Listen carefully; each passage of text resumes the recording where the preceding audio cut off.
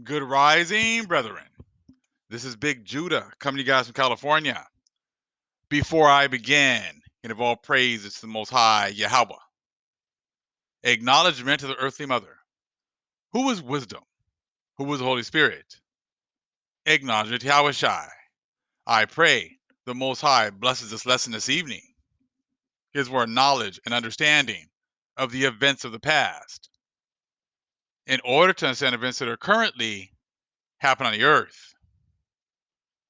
So we get a much better understanding of the things that are soon to come on the earth. Brethren, we're going to kind of piggyback on the last paragraph, and last video. We were discussing how the churches were just set up over our sacred sites in order to sever our connection with our Father. Now, they've done the same thing with languages. They've done a great job of making people seem to believe that they put like the connection with languages and lands, especially like with a lot of the Latin cultures. They kind of put like Spanish as if it's like the original languages here in like Mexico, Central America, South America, Portuguese, things like that. And just by them using these languages, they really disconnect themselves from being the ancient people. See, as soon as they got to their new lands, they cut us off from our languages as well. They established their own languages like Spanish, English, Portuguese, as if these were the languages that were spoken the entire time, that people have been in these lands. And then they've gone all over the world, taken over our lands, put peoples in our lands, and then gave them their bastardized languages and made it seem as if those were the original languages. And when someone tries to speak Spanish and it's not their main language, like a lot of people, especially like people, Spanish speaking people, really love that because it's like you're trying to assimilate or trying to communicate with them. Same thing goes with if you come to another land, and you come to this, to America, and they're all like, "Well, we speak English here. We don't, you're not allowed to speak your other languages here," knowing that English was brought over here as well. English has nothing to do with the original inhabitants of these lands. So see, that's another way of severing us from the Most High. And when you get a good understanding with this, we understand why the Most High has to come back and give us a new language.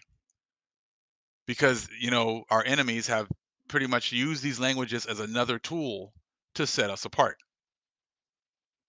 So now we got the 12 tribes, but see, back then we might have spoken some different dialects here, but we all had one dialect that we all could communicate with each other. And we're going to talk about that actually in a little bit.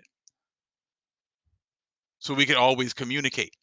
But see, when they got here, whoever took over whichever section pretty much made themselves like, they pretty much just extended the hand from their countries over there in the new and the old, in the three parts to over here. So some of our people spoke English. Some of our people spoke French. Some of our people spoke Spanish. Some of them Portuguese. But that worked to keep us separated as a people. And as you can see, like many people, like many Spanish people, like people who look like they're black people, but they speak Spanish. So therefore, they act like they're different than black people who are here who speak English. And like a lot of people, you definitely know about Dominicans and how Dominicans think they're not black people. Saw some really funny videos that were always kind of joking about that with the Dominicans who think they're not black, but they look just like us. But that's what they've made it seem like, is if you speak Spanish, that you're not the same as the black people who speak English, or you're different than the ones who speak Portuguese, or you're different than the black people who speak French. It's just another way of keeping our people separated. So just like they do with the religions. oh, well, if I'm a black person who's a Catholic, I'm different than a black person that is a Christian, or I'm different from a black person who practices Islam. See, all the other churches are set up to keep our people separated, but they all lead to the priest of Mahan. All of the different languages keep our people separated, and so that the enemy can always pick us off. People get more pride in a language that's not even ours. Now, see, if it was funny because, like I said, a lot of people think that, like, Spanish is like for Mexico. It's like Spanish is a white man's language, just like English, just like French, just like Portuguese. All these languages are all the white man's language. But a lot of so-called Latinos have like just internalized and just love the language so much and they think that it's theirs. Same thing with English, and all these different languages. Says these are not our languages. And that's why the Most High says he's going to come back and give us a new language. He said, the enemy has, screwed us over on so many different levels. So many different levels. And that's why it's going to take the power of the Most High in order to fix us as a people. Now let's take a look here real quick at a couple of these books.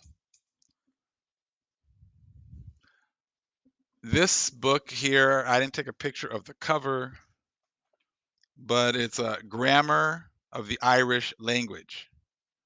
Okay, grammar of the Irish language. Okay, let's see here. I'm just going to read a little bit of it. Hold on. There we go. Grammar of the Irish language. This is the second edition. Okay, with additions right here. It's by Charles Vallancey, Vallancey. Okay, we're just going to read a little bit of this one page here. Okay, now remember, like I said, there's a main language which all of them could speak so that they could communicate with each other. And I said if they have like different dialects, then that's not a problem. I says the main thing is so our people could communicate with one another. Okay, so let's see where we're going to start. We're going to go part of the second paragraph here. If we were to judge of the Celtic language from its affinity with almost every language of the known world, we might conclude with Boulay that it was the primeval language. There is not only a great affinity between the language, actually between the Iberno-Celtic and the Hebrew, okay, Persian and other Oriental dialects, particularly the Arabic and Old Perfect. But what is more remarkable, there is a surprising affinity also between the Old Iberno-Celtic, okay, and Burla Finny, and the dialects spoken on the vast continent of North America.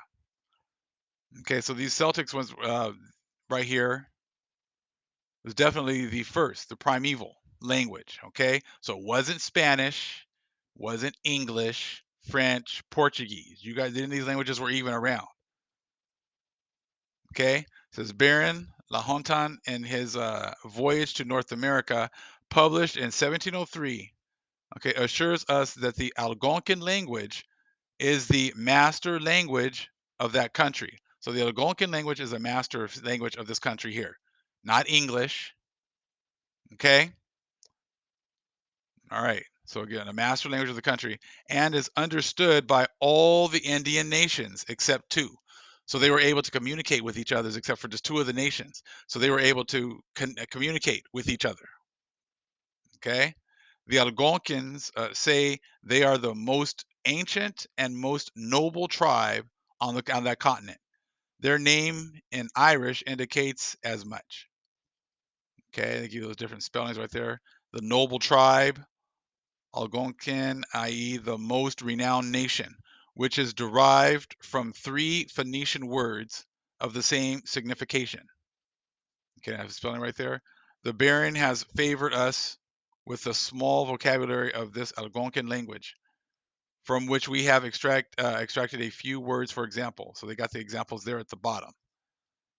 But the whole point is, if they already had languages, right? They already had languages. They were already established before the English got here. So then how is it that English, like people, like what you start to see is this. People seem to put like they seem to connect things like English with like the Christian religion, Spanish with the Catholic religion. And it kind of like subconsciously makes you think like, because they have the Bibles and they're written in their languages, that the way to God, the way to salvation is through English speaking people or through Spanish speaking people, through the Catholic Church, through the Christian Church. So you got their churches set up on our holy sites. Then they went ahead and switched everything to make you think that they equate godliness with their languages as well. But as you can see right here, the Algonquin language and the Irish language are the older languages. Now, that would make sense then that if you think about it, that those would be some of the languages that would have been making the covenants with the Most High. Those were the ancients. So if there were the ancients that had they had the sacred sites, they spoke like these Irish and Algonquin languages, then those would be the ones that the Most High has made covenants with. He has not made covenants with Spanish speaking people or English speaking people. They've just pulled the wool over our eyes. And see, sometimes a lot of people make the languages like their gods. These people speak Spanish and they equate Spanish with, the people who have been the ancient people in Mexico. But none of those ancient people spoke Spanish. So just by speaking these other languages and making it seem as if they were the ancients, that pretty much just disqualifies them from jump because the Most High didn't speak any of these languages. And sometimes, people get, just your mind kind of just plays tricks on you because you've been looking at all these movies all of our lives, and it's got white Jesus speaking English. So therefore, you equate English speakers with godliness. And since they have their churches over our sacred sites, we still continue. We put those sacred sites that we see with our eyes as the pathway to heaven. But this is showing you right here before the Indo-European showed up over here, they had languages. They were communicating with each other. This had nothing to what was going on over here had nothing to do with the Indo-Europeans. What was going on in Britain and Ireland had nothing to do with the Indo-Europeans. The covenants made between those people who were speaking those languages had nothing to do with Indo-Europeans. They've just come in late at the end of the game and just become the imposters of the world. So this right here is just showing you that those are the ancients right here in the Americas. But they've hidden all this information as well. Now we're gonna go right here, right back into the Black Celts. Okay, gonna read a little bit here from the Black Celts also, and just make the connection with the languages. Okay, right here again, we got the Indo-European. Okay, Indo-European tribes first reached Britain and Ireland between 800 BC, okay, and 500 BC. What tribes inhabited Britain and Ireland before these European tribes arrived? A study of folklore, craniology, blood groups, language, Irish and Welsh, and archaeology indicates the arrival of Africans during the Neolithic, Bronze, and Iron Ages. It said all these things, the languages, everything else was all before the Indo-Europeans got here. They have no claim to fame here. They can't sit here and make it seem like they were the ancients. I said because there's no proof that anybody was speaking any of those languages. They weren't speaking those languages and you guys didn't know the languages. It has nothing to do with you.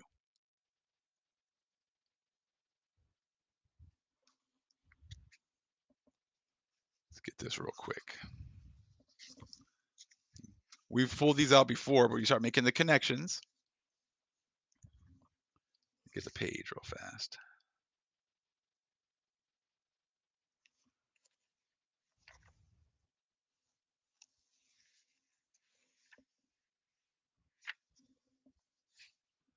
Now you can see that the breakdown of the numbers right here and the languages that were spoken.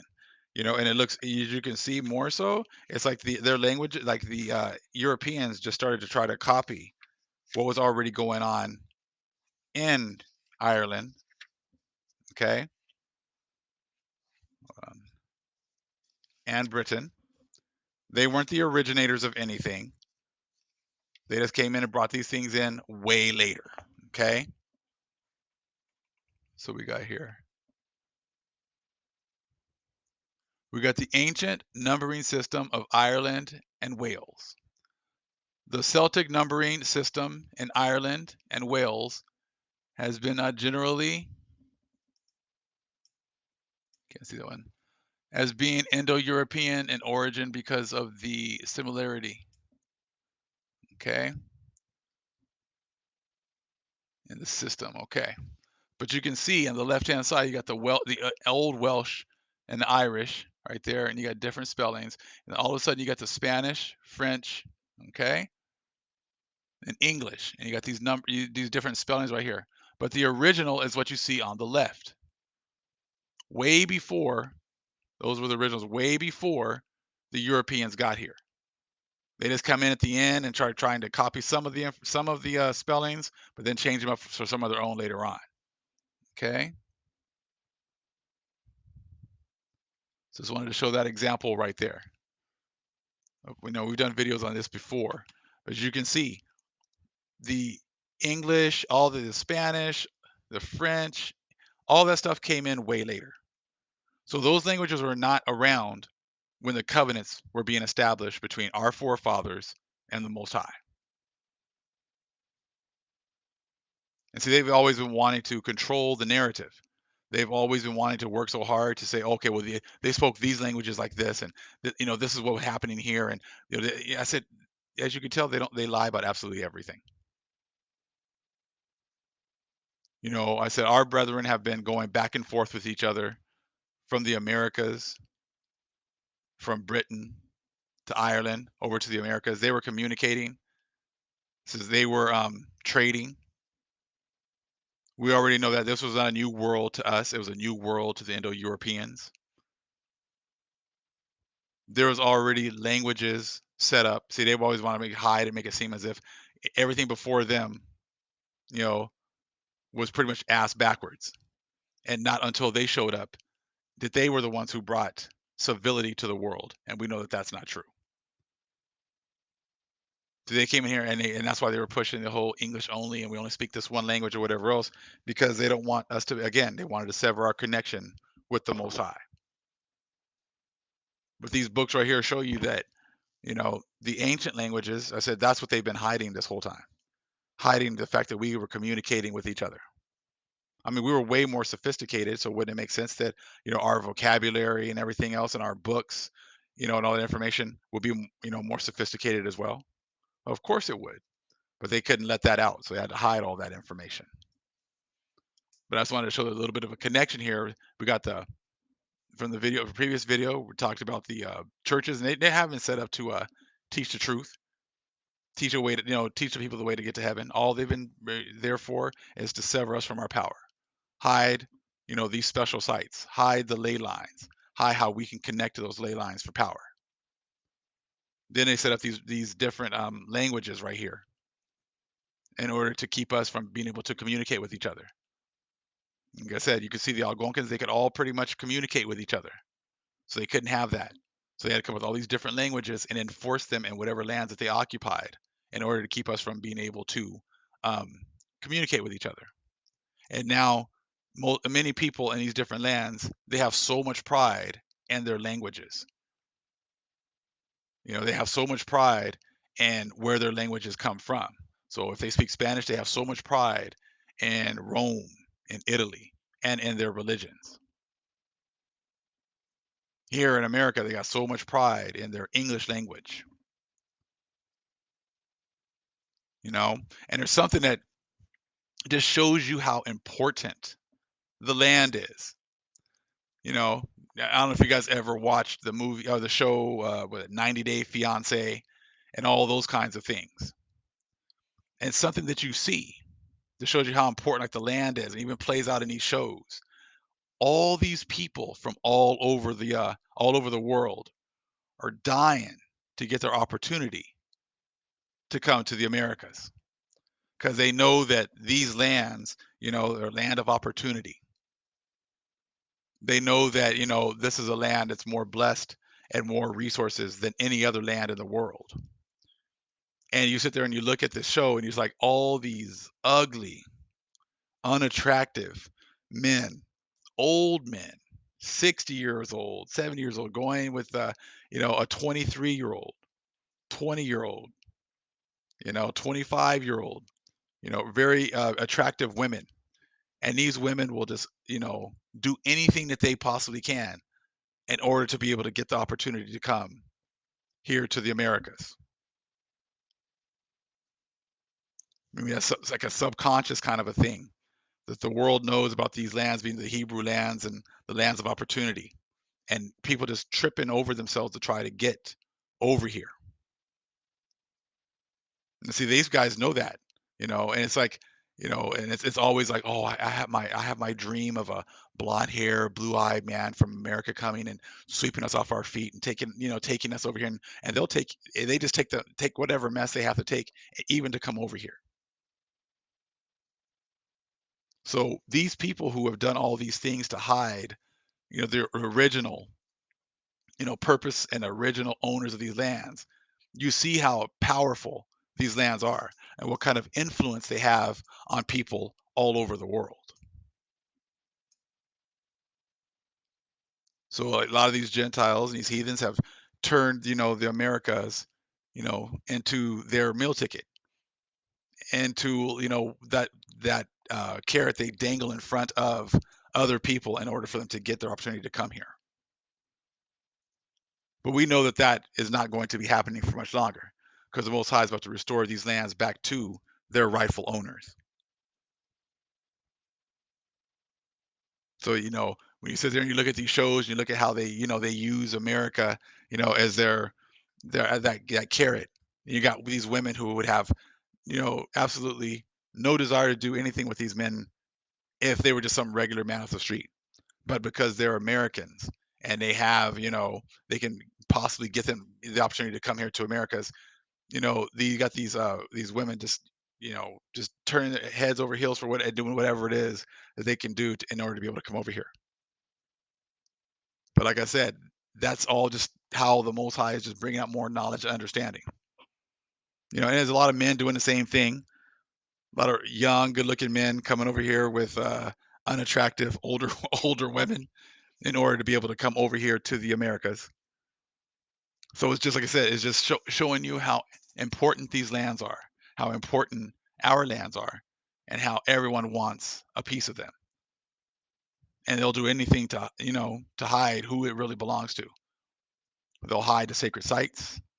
They'll hide the fact that they had, languages that they can speak with each other and communicate with each other. And they'll give us all these different languages in order to keep us separated. Many people have more um, pride in their language that they speak than actually learning the true history of the lands and finding out anything about it. And when you do hear the truth, a lot of them don't really like it because they seem to think that because they speak the language of their masters, that they somehow have some kind of a connection to the lands. that connection is going to be severed very soon because we weren't speaking English before, we weren't speaking Spanish, we weren't speaking Portuguese or French, and we're not going to be speaking those languages again anymore.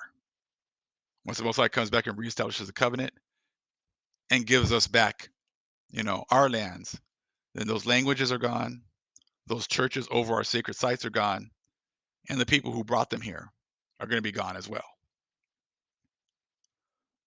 All praise is to the Most High Yahweh. Acknowledgement to the earthly mother. Who is wisdom? Who is the Holy Spirit? Acknowledgement to Yahweh Shai. Shalom.